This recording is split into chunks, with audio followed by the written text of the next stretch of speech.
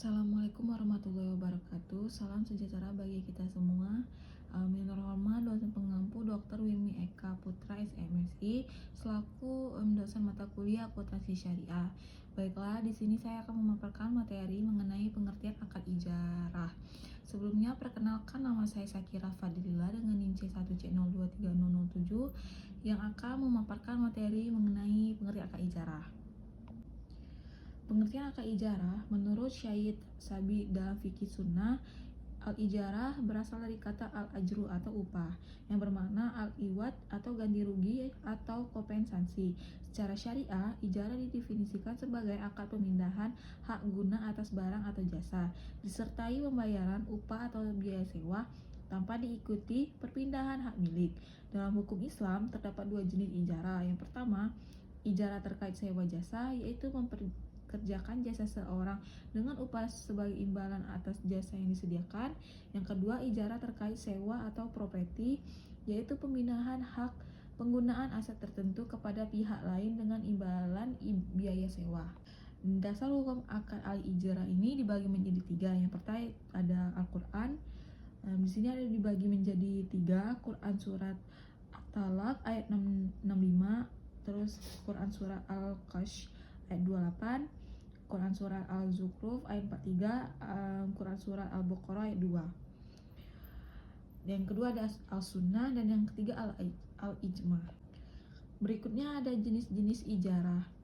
Pembagian ijarah biasanya dilakukan dengan memperhatikan objek ijarah tersebut.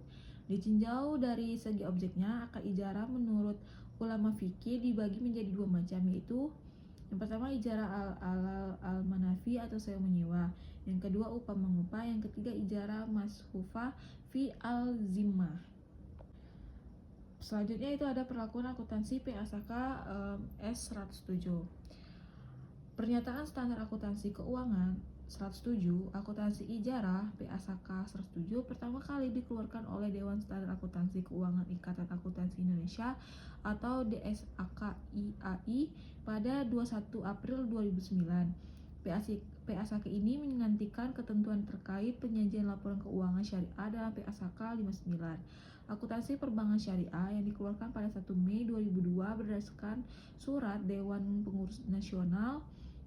Maka seluruh produk akuntansi syariah yang sebelumnya dikeluarkan oleh DSAKIAI dialihkan kewenangan kepada Dewan Standar Akuntansi Syariah. Setelah pengesahan awal di tahun 2007, PASK 107 mengalami penyesuaian pada 6 Januari 2016 terkait definisi nilai wajar yang disesuaikan dengan PASK 68. Pengukuran nilai wajar. Perubahan tersebut berlaku efektif secara prospektif untuk periode tahun buku yang dimulai pada atau setelah 1 Januari 2017.